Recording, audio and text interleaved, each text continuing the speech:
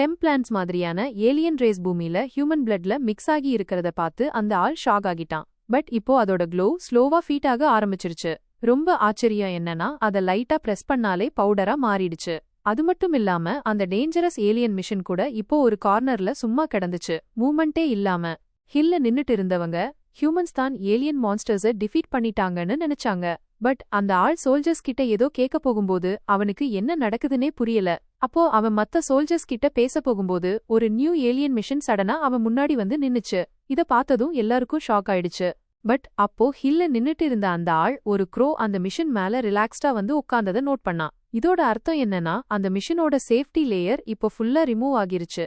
அவன் time waste பண்ணாம உடனே கேப்டன் கிட்ட தன்னோட ஃபைண்டிங் பத்தி சொன்னான். கேப்டன் டர்ன் பண்ணி பார்த்ததும் இந்த மிஷன்ல ஏதோ ப்ராப்ளம் இருக்குன்னு உடனே அண்டர்ஸ்டாண்ட் பண்ணிட்டான்.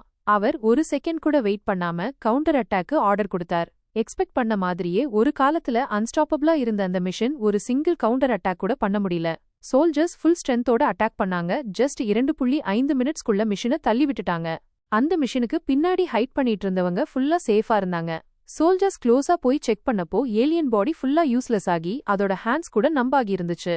பட் இந்த வின் ஹியூமன்ஸோடது இல்ல, மில்லியன்ஸ் ஆஃப் இயர்ஸா எர்த்ல டெவலப் ஆகிட்டு இருந்த பாக்டீரியாவோடது தான். ஏன்னா இந்த ஏலியன்ஸ் இந்த பர்டிகுலர் ஏரியால மட்டும் லேண்ட் ஆகியிருந்தாங்க.